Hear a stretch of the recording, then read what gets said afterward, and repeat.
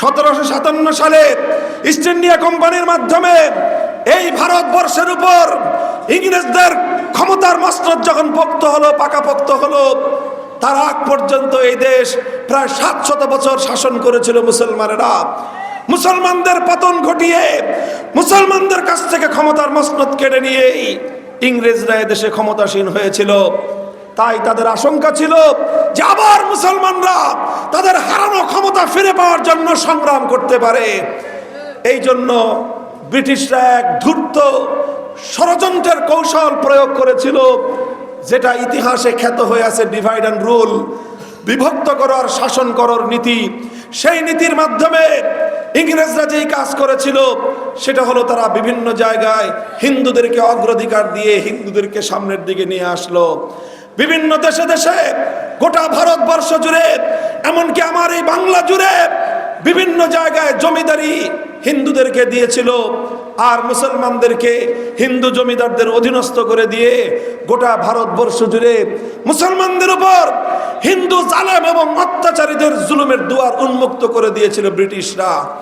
আর সেই ব্রিটিশদের সহযোগিতায় দাদা বাবুরা, ব্রিটিশদের সহযোগিতায় জুলুমবাজ জমিদার শ্রেণী বছরের পর বছর, যুগের পর যুগ মুসলমানদের উপর নির্মম নির্যাতন চালিয়েছে।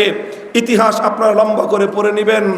শুধু এতটুকু আপনাদেরকে দৃষ্টান্ত শোনাই, নারকেলবাড়িয়ার শহীদ তিতুমিরের নাম আপনারা শুনেছেন।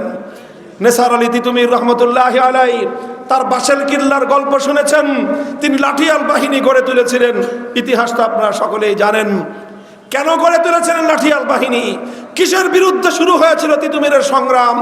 তিতুমিরের সংগ্রাম শুরু হয়েছিল একটা নিবর্তনমূলক, একটা জুলুমবাজি নীতির বিরুদ্ধে।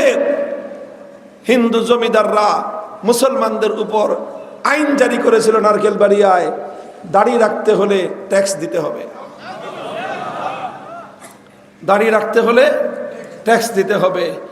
এই ধরনের চরম অপমানকর, লাঞ্ছনাকর নানা ধরনের বৈষম্যমূলক বিধান হিন্দু জমিদারদের মাধ্যমে ইংরেজ বেনিয়ারা মুসলমানদের উপর চাপিয়ে দিত।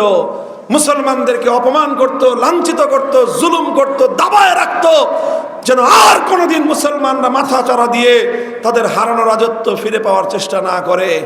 তাই 19 শতকের গোড়ার দিকে বাংলার মুসলিম নেতৃবৃন্দ ইংরেজদের বিরুদ্ধে রুখে দাঁড়াবার আগেই হিন্দু জমিদারদের বিরুদ্ধে, কলকাতার দাদাবাবুদের বিরুদ্ধে সংগ্রাম শুরু করেছিল। বিশাল বঙ্গ এলাকাকে বিভক্ত করে পূর্ব বাংলার জন্য আলাদা প্রাদেশিক সরকার গঠন করার দাবিতে, আলাদা প্রদেশ গঠন করবার জন্য মুসলমানরা লড়াই করেছিল। এবং মুসলমানদের দাবির মুখে এই বঙ্গ ভাগ হয়ে পূর্ববঙ্গে আলাদা একটা প্রদেশ গড়ে উঠেছিল। কিন্তু 1 বছর টিকতে পারে নাই। রবীন্দ্রনাথ ঠাকুরদের নেতৃত্বে সাম্প্রদায়িক দাঙ্গার মাধ্যমে সহিংস আন্দোলন গড়ে তুলে, জঙ্গিবাদী আন্দোলন গড়ে তুলে এই পূর্ববঙ্গের মুসলমানদের উত্থান হওয়ার, উন্নতি হওয়ার সেই দুয়ার তারা বন্ধ করে দিয়েছিল। ইতিহাস আপনারা জানেন।